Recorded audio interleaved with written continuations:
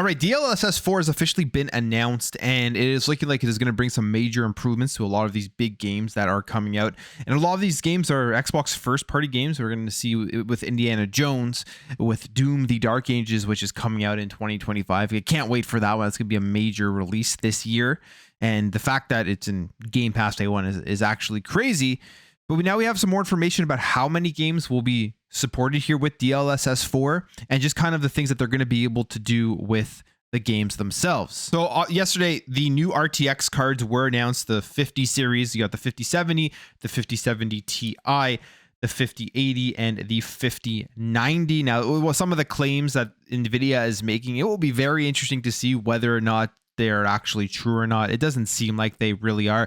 They are saying the 5070 is going to be as good as a 4090, which I do not believe whatsoever, because if you go even look at their own benchmarks, they're basically saying they're getting that performance with a lot of frame generation and upscaling and everything. So from a raw power point, I don't think the 5070 is going to be like the 4090, but I'm sure all of the PC YouTubers out there are going to do their benchmarks and tests, and we'll get more information on that going forward. But DLSS is going to be something, or it continues to be something, that allows you just to get way better performance from your games. I think it is the best solution out there right now. And I think there will be also more competition coming in the future. I mean, we've seen the PSSR with the PS5 Pro. They're working on that. They're working in tandem with AMD. FSR4. Xbox has their Microsoft One Direct SR, which I wonder if they're going to be implementing that into the next Xbox, or are they going to stick with like an AMD and use FSR? All those things will be interesting to see. But DLSS 4 is here, and I think that right now is going to be the benchmark going forward. How are the other ones going to compete? And we have some more info, just basically what games are going to be using this and how it's going to be utilized. So day zero support, they say we'll have 75 games and apps that will be utilizing DLSS 4.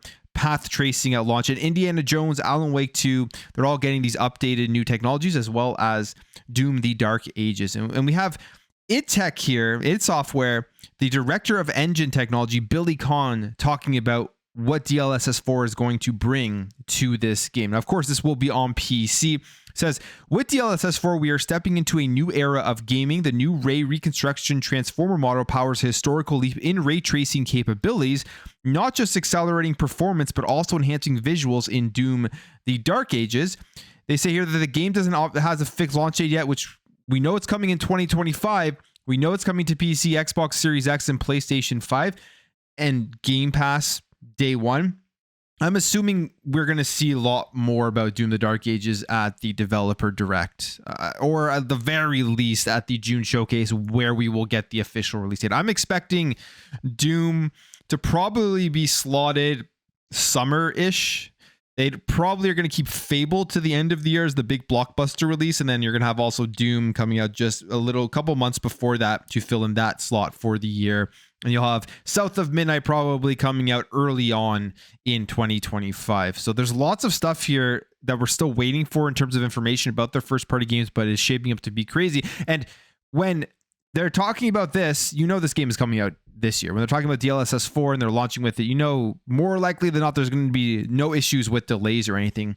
The game will be coming out. And I'm hoping, fingers crossed, that we do see more Doom: The Dark Ages when we do get that Xbox Developer Direct announcements sometime soon. That should be happening in January, which is what they have done every single year. Now, they also say this, that DLSS 4 and the newly announced or updated NVIDIA RTX technologies will be available at launch on other upcoming PC titles like The Witcher 4, Black State, Dune Awakening, and they all support DLSS and multi-frame generation. Now, it's not just those games.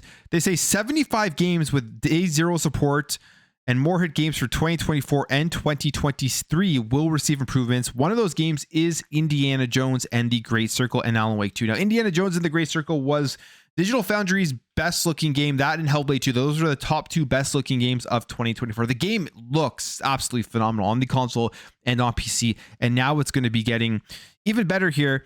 And we have Jim Yellen, the CTO of Indiana Jones developer Machine Games, saying this about the card, saying with GeForce RTX 50 series, players will be able to experience Indiana Jones in the Great Circle at its best with elevated image quality, performance, and new neural rendering tech like NVIDIA RTX Hair introduces a new level of character realism, truly adding to the immersion of becoming Indy.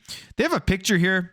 Now, you can see a difference, but again, once this all comes out and when people are going to do all of their tests and everything, you'll get a better view of it. But you can see just like the shine, the more realistic hair looking model here from RTX off versus RTX on with the full ray tracing. It does make a difference. I mean, it's, to me, what I'm looking at just from this picture, it looks better, but it's not like crazy. It's not out of this world, which is what we are seeing now going forward are these small incremental changes that overall make the experience more immersive and better, but nothing just jumping from one to the other that you'll be completely blown away with. But I do think it looks better, and we'll see a lot more of this stuff with more games that are coming out, which is very cool to see.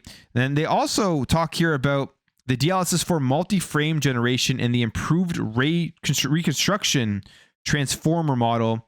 And they say with DLSS 4 and GeForce RTX 50 series, we are seeing significant performance gains, which enable us to create new game worlds larger and more detailed than ever. They showed off some videos here, just basically showing a huge jump in FPS with games like Dune Awakening and Alan Wake 2, Black Myth Wukong. With it on, it actually, if this does in real world testing end up like this, it's pretty impressive. In 4K, you're going to see a big jump in the FPS, and that is where these cards need to go right now to keep the prices down and everything on them. It's using that upscaling and AI technology. It was funny yesterday when I was watching the keynote, and when they came out with the 5070 equals a 4090 claim, first my reaction was head scratching. I didn't fully believe it. I was like, there's no way this thing is as powerful just from raw GPU power. And then they put out some benchmarks in the fine prints. They talk about how it's with using the DLSS, it's with using the frame generation. So when those benchmarks do come out and people are comparing the two GPUs, that's when you'll get the most of ratio of the pricing. If it actually gives you a similar experience to 4K, it's pretty crazy what they were able to do with the 5070. But it's NVIDIA doing their marketing, and we will see what the true results are when it does actually drop. But DLSS 4 looks good. And the other question I have when it comes to all this DLSS technology, especially with the looming Nintendo Switch 2 on the horizon, is will there be some implementation of this in the Nintendo Switch 2? Some form of DLSS that gives some of these results that allows the much lower power device to be able to give a much better experience for gamers out there. With all of this stuff coming out here, we're going to be looking at this, and then going into the next generation, will companies try to utilize this stuff into their games? Obviously, Xbox games on the console, on PC, the PC versions as of right now are going to be the far better experience if you're looking for the best experience out there with the highest frame rates and resolutions and everything, especially as these technologies do continue to expand. But I will end the video there, guys. If you did enjoy this video, make sure to hit that thumbs up. If you're new here, hit that subscribe, and I'll catch you guys in the next video.